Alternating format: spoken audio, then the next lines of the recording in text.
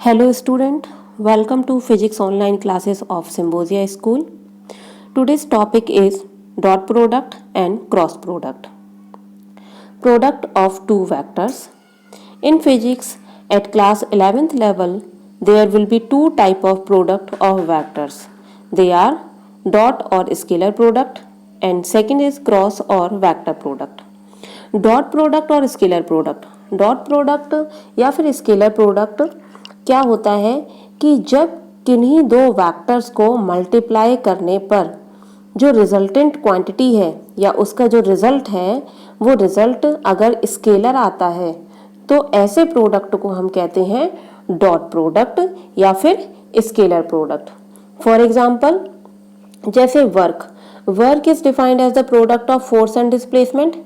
As we all know that work equals to होता है force and displacement, where force and displacement both are vector quantities, जहाँ पर force और displacement दोनों ही कैसी quantities हैं, दोनों ही vector quantities हैं, लेकिन इन दोनों का multiply करने पर हमें क्या मिलता है, वर्क मिलता है। और वर्क क्या है, वर्क एक स्केलर क्वांटिटी है। तो ऐसे प्रोडक्ट को हम क्या कहेंगे, ऐसे प्रोडक्ट को हम कहेंगे डॉट प्रोडक्ट। क्योंकि इसको डॉट प्रोडक्ट कहते हैं इसलिए यहाँ पर जब दो वेक्टर्स का हम मल्टीप्लाई करेंगे तो इन दोनों वेक्टर्स के बीच में हम क्या लगा देते हैं, डॉट लगा देते हैं। इसको इस तरीके से भी डिफाइन कर सकते हैं कि दो वेक्टर्स का डॉट प्रोडक्ट उन दोनों वेक्टर्स के मैग्नीट्यूड और उन दोनों वेक्टर्स के बीच के एंगल के कोसाइन के मल्टीप्लिकेशन के इक्वल है। यहाँ पर ये देखिए mod A and mod B are the magnitudes of vector A and B and cos theta where theta is the angle between vector A and vector B. So here we calculate cos theta. So cos theta equals to vector A dot vector B upon magnitude of vector A and magnitude of vector B.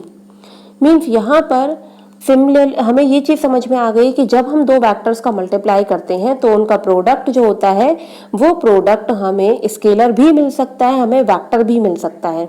जब product scalar मिलेगा तो हम उसको कहेंगे scalar product और जब product हमें vector मिलेगा तो उसको हम कहेंगे वेक्टर प्रोडक्ट। ठीक है, तो इसको हम डिनोट करते हैं वेक्टर से, इसलिए इसको हम इसको हम डिनोट करते हैं डॉट से। सो यहाँ पर इसका हमने नाम दिया है डॉट प्रोडक्ट। नेक्स्ट है इसमें वेक्टर प्रोडक्ट या प्रॉपर्टीज ऑफ डॉट प्रोडक्ट। अब डॉट प्रोडक्ट की प्रॉपर्टीज देख लेते हैं। Dot product result in a scalar value. Dot product जो होता है वो जो रिजल्ट देता है वो एक स्केलर वैल्यू होती है। यहाँ पर ये वैल्यू क्या होती है, स्केलर वैल्यू होती है। फॉर एग्जाम्पल ये W equals to F into R। तो ये दोनों वेक्टर हैं बट वर्क क्या है, वर्क एक स्केलर क्वांटिटी है। डॉट प्रोडक्ट और स्केलर प्रोडक्ट इज कम्यूटेटिव। ये कम्यूटेटिव होता है, means A dot B equals to B dot A, दोनों ही इक्वल होंगे, चाहे आप A B को डॉट कर लीजिए चाहे B डॉट A को कर लीजिए। इसको हम ओपन करेंगे तो ये हो जाएगा AB cos थीटा और इसको ओपन करेंगे तो ये हो जाएगा BA cos थीटा। तो यहाँ पर AB इन दोनों का मैग्नीट्यूड है और यहाँ पर ये इन दोनों का मैग्नीट्यूड है। यहाँ पर ये दोनों वेक्टर्स के बीच में एंगल है तो मैग्नीट्यूड इक्वल्स टू मैग्नीट्यूड, इससे कोई फर्क नहीं पड़ेगा, चाहे आप 2 इंटू 4 करिए चाहे आप 4 इंटू 2 करिए। थर्ड है डॉट प्रोडक्ट इज डिस्ट्रीब्यूटिव। तो डॉट प्रोडक्ट डिस्ट्रीब्यूटिव होता है। A dot B plus C को हम A dot B plus A dot C भी लिख सकते हैं। फोर्थ है I cap dot I cap, यानी कि वेक्टर I का यानी कि यूनिट वेक्टर I का जब हम I के साथ मल्टीप्लाई करते हैं तो हमें वैल्यू मिलती है 1। इसी तरीके से J का जब J के साथ मल्टीप्लाई करेंगे तो वैल्यू मिलेगी 1 और K का जब K के साथ मल्टीप्लाई करेंगे तो वैल्यू मिलेगी 1। ये कैसे मिलेगी, देखिए आई डॉट आई, जब हम आई डॉट आई को ओपन करेंगे तो ये हो जाएगा आई कॉस। अब देखिए आई का आई के साथ एंगल कितना हो जाएगा, 0, कॉस 0 की वैल्यू यहाँ पर ये आ जाएगा आई स्क्वायर और ये आ जाएगा कॉस 0 की वैल्यू 1। आई स्क्वायर की वैल्यू क्या होती है, 1। इसी तरीके से ये सारी जो क्वांटिटीज हैं इन सारी क्वांटिटीज का जब हम डॉट प्रोडक्ट करेंगे तो ये वैल्यू आएगी 1। फिफ्थ है I dot J equals to J dot K equals to K dot I equals to 0। ये 0 कैसे होगा? जब आप आई डॉट जे को ओपन करेंगे तो ये हो जाएगा आई जे कॉस, और आई और जे के बीच में जो एंगल हो जाएगा वो एंगल कितना होगा? राइट एंगल, यानी कि 90, तो ये हो जाएगा कॉस 90। कॉस 90 की वैल्यू होती है 0, तो ये पूरी वैल्यू आ गई आपकी 0।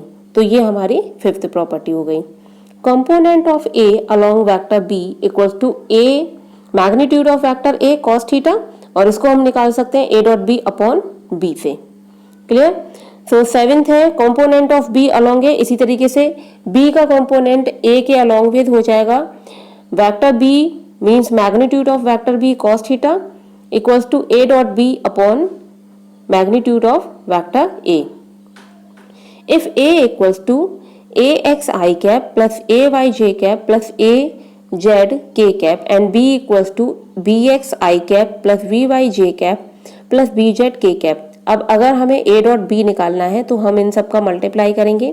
मल्टीप्लाई करने पर ये हो जाएगा ए x square plus a Y square plus a Z square. ठीक है, और इसी तरीके से बी डॉट बी का करेंगे तो ये हो जाएगा B X square plus B Y square plus B Z square. तो इस तरीके से हम इसको मल्टीप्लाई कर सकते हैं। यहाँ पर बी एक्स स्क्वायर 1 नहीं आएगा क्योंकि ये ऑर्थोगोनल वेक्टर नहीं है, ये यूनिट वेक्टर नहीं है। इसी तरीके से ए एक्स स्क्वायर ये भी 1 नहीं होगा क्योंकि ये यूनिट वेक्टर नहीं है। 1 क्वांटिटी तब आएगी जब यहाँ पर ऑर्थोगोनल वेक्टर्स या फिर यूनिट वेक्टर्स हों। क्लियर है? नेक्स्ट है क्रॉस प्रोडक्ट और वेक्टर प्रोडक्ट। दो वेक्टर्स का मल्टीप्लाई करने पर जब हमें प्रोडक्ट एक वेक्टर क्वांटिटी मिलती है तो ऐसे प्रोडक्ट को हम कहेंगे क्रॉस प्रोडक्ट। ध्यान रखिए, जब दो वेक्टर्स का मल्टीप्लाई करेंगे तो उसके मल्टीप्लाई के बाद, उसके मल्टीप्लिकेशन के बाद जो हमें प्रोडक्ट मिलेगा, जो हमें क्वांटिटी मिलेगी, वो क्वांटिटी अगर एक वेक्टर क्वांटिटी होती है तो ऐसे जो मल्टीप्लिकेशन होंगे या ऐसे प्रोडक्ट होंगे उनको कहेंगे cross product. So in vector product the symbol of multiplication between the vectors is represented by cross. The resultant of the product is a vector. For example, torque is defined as product of force and moment arm. Means यहाँ पर जो torque है वो एक ऐसी quantity है जो कि वेक्टर है, और टॉर्क इक्वल्स टू होता है फोर्स इनटू मोमेंट आर्म, यानी कि फोर्स इनटू परपेंडिकुलर लेंथ। अब फोर्स और परपेंडिकुलर लेंथ ये दोनों ही वेक्टर है, लेकिन इन दोनों का मल्टीप्लाई करने पर भी हमें कैसी क्वांटिटी मिलती है? हमें वेक्टर क्वांटिटी मिलती है। तो इस तरीके के प्रोडक्ट को हम क्या कहेंगे? Cross product. और इसको शो करने के लिए ऐसे प्रोडक्ट को रिप्रेजेंट करते हैं क्रॉस से। दो वेक्टर्स के बीच में क्रॉस लगा देते हैं, इसको क्रॉस से शो करेंगे तो इसको हम क्रॉस प्रोडक्ट या फिर वेक्टर प्रोडक्ट कहते हैं। वेक्टर ए क्रॉस बी, इसको ओपन करने के लिए वेक्टर ए का मैग्नीट्यूड इनटू वेक्टर बी का मैग्नीट्यूड और उनके बीच के एंगल का साइन, अब चूंकि ये जो प्रोडक्ट है वो वेक्टर प्रोडक्ट है तो यहाँ पर हमें इसकी डायरेक्शन भी लेनी पड़ेगी। Where N is the unit vector along a direction which is perpendicular to plane containing vector A and B. जहाँ पर एन वो डायरेक्शन है या एन उस डायरेक्शन के अलोंग विद यूनिट वेक्टर है जिस प्लेन में वेक्टर ए और बी लाई करते हैं, यानी कि यहाँ पर ए और बी इस प्लेन में है जिनके बीच में एंगल थीटा है, तो वेक्टर जो ये वाला जो इनका क्रॉस प्रोडक्ट होगा वो क्रॉस प्रोडक्ट इन दोनों वेक्टर्स के यानी कि इसके और इसके परपेंडिकुलर होगा। तो यहाँ से हम साइन थीटा निकाल सकते हैं। Sine theta equals to vector A cross B upon magnitude of vector A and magnitude of vector B.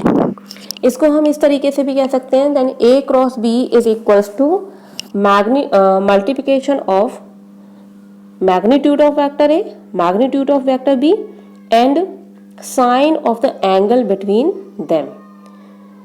तो यहाँ पर ए क्रॉस बी क्या हो जाएगा? वेक्टर ए का मैग्नीट्यूड, वेक्टर बी का मैग्नीट्यूड और इनके बीच का साइन। डॉट में क्या होता था? डॉट में ए डॉट बी, इसमें वेक्टर ए का मैग्नीट्यूड, वेक्टर बी का मैग्नीट्यूड और उनके बीच का कॉस थीटा, उनके बीच का कोसाइन, उनके बीच के एंगल का कोसाइन। और इसमें क्या होता है, इसमें होता है साइन। वो एक स्केलर प्रोडक्ट है इसलिए वहाँ पर डायरेक्शन नहीं होती है। ये एक वेक्टर प्रोडक्ट है इसलिए यहाँ पर ये एन कैप डायरेक्शन के लिए शो कर रखा है। So a cross b means vector a is rotated towards b and its effect is taken on vector b. और यहाँ पर जो इनका क्रॉस प्रोडक्ट होगा, उस क्रॉस प्रोडक्ट में जो हमें क्वांटिटी मिलेगी उसको हम दे सकते हैं या उसका डायरेक्शन हम बता सकते हैं मैक्सवेल कॉर्क स्क्रू लॉ से, और बता सकते हैं उसका राइट हैंड थंब रूल से। राइट हैंड थंब रूल के अकॉर्डिंग जो हमारा रोटेशन है, उस रोटेशन का जो एक्सिस है, उस एक्सिस में आपका जो इसका प्रोडक्ट है उसका डायरेक्शन शो होगा। The resultant in case is perpendicular and emerging out of the plane of the diagram, यानी कि जिस प्लेन में आपके जो वेक्टर्स जिनका मल्टीप्लाई हो रहा है, उस प्लेन में अगर सपोज यहाँ पर मैं इसको 3D की तरह ड्रॉ करके बताऊं कि ये मेरा एक प्लेन है, ये मेरा एक प्लेन है और इस प्लेन में मेरे ये दोनों वेक्टर्स हैं, तो थर्ड वेक्टर जो होगा वो इस पॉइंट के ऊपर होगा, इसके परपेंडिकुलर होगा, जिसको हम इस तरीके से शो करेंगे। यानी कि अगर आप अपनी कॉपी पर अपने राइट हैंड को इस तरीके से रखें कि फिंगर्स जो हैं वो कॉपी के रोटेशन के डायरेक्शन में हो, यानी कि फिंगर्स कॉपी के प्लेन पे हो, तो जो थंब होगा वो उसका प्रोडक्ट का डायरेक्शन शो करेगा। सो नेक्स्ट है इसमें properties of cross product. Vector product results in a vector. Vector product जो होता है वो हमें रिजल्ट क्या देता है, एक वेक्टर देता है। वेक्टर प्रोडक्ट और cross product is not commutative, ये दोनों कम्यूटेटिव नहीं होते हैं। A cross b equals to minus b cross a हो जाएगा। क्यों? क्योंकि ये दोनों वेक्टर हैं, इसमें डायरेक्शन भी हमारी साथ में इंक्लूड है। थर्ड है I cross I equals to j cross j equals to k cross k equals to 0। ये यहाँ पर 0 होगा। क्यों 0 होगा? जब हम इसको ओपन करेंगे तो ये हो जाएगा आई और एंगल आ जाएगा साइन। क्यों? आई और आई के बीच में एंगल कितना हो जाएगा? 0। तो ये पूरी वैल्यू आपकी 0 हो जाएगी, तो इसलिए ये 0 हो जाएगा। आई क्रॉस जे करेंगे तो यहाँ पर वैल्यू आ जाएगी जे और एंगल आ जाएगा 90, और ये जो वैल्यू होती है आपकी साइन 90 की वैल्यू 1 होती है।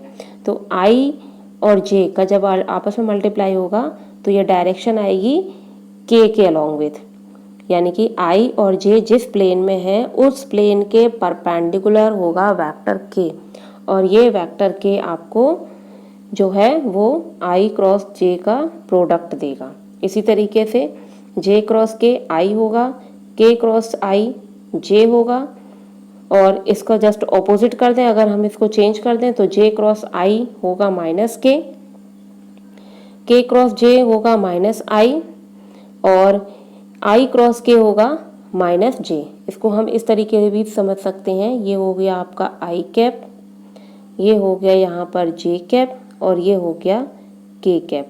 अब आई और जे का जब आप मल्टीप्लाई करेंगे तो आपको के मिलेगा, जे और के का मल्टीप्लाई करेंगे आई मिलेगा, के और आई का मल्टीप्लाई करेंगे देन जे मिलेगा। और अगर आप इस प्रोसेस को रिवर्स करते हैं तो आपको सारी वैल्यूज माइनस में मिलेंगी। 6th प्रॉपर्टी है if a vector a equals to a x i cap plus a y j cap plus a z k cap and vector B equals to b x i cap b y j cap plus B z k cap. यहाँ पर a x क्या है? ये x axis के along with इसका component है, और ये ए वाई एक्सिस के अलॉन्ग विद कंपोनेंट, और ए जेड एक्सिस के along with component. Similarly vector B के साथ भी ऐसा ही है। तो ए क्रॉस बी को सॉल्व करने के लिए हमको इसको डिटर्मिनेंट की फॉर्म में करना पड़ता है। सो आई यहाँ पर हम इसको लिखेंगे ऑर्थोगोनल वेक्टर सबसे ऊपर लिखेंगे, तो ये आपके आ गए ऑर्थोगोनल वेक्टर आई कैप, जे कैप, के कैप। अब आप ये वाली वैल्यूज लिख लीजिएगा। आई के नीचे ये a x b y b x, j के नीचे a y b y and k नीचे ए जेड बी जेड। अब इसको सॉल्व करने के लिए हम मल्टीप्लाई करेंगे आई कैप और इसका मल्टीप्लाई करेंगे ए एक्स का बी जेड से, इसके साथ सॉरी इसका ए वाई का फर्स्ट वाले को हम हटा देंगे, इसको छोड़ देंगे, इसका मल्टीप्लाई इसके साथ करेंगे माइनस इसका मल्टीप्लाई इसके साथ करेंगे। फिर जब जे का हम लेंगे तो जे के साथ हम बीच वाले को हटा देंगे, इसको हटा देंगे, देन इसका मल्टीप्लाई इसके साथ माइनस इसका मल्टीप्लाई इसके साथ। अगेन जब हम के का प्रोडक्ट करेंगे तो इसको हम हटा देंगे, इसका मल्टीप्लाई इसके साथ और माइनस इसका मल्टीप्लाई इसके साथ। तो ये इस तरीके से डिटर्मिनेंट को ओपन करने का फॉर्मूला होता है। अब ए क्रॉस बी का जब हम मैग्नीट्यूड लेंगे तो मैग्नीट्यूड लेने के लिए सिंपली हम इसका स्क्वायर कर देंगे और दोनों साइड्स का स्क्वायर करने पर आपको मैग्नीट्यूड यहाँ पर मिल जाएगा। क्लियर है? Thank you.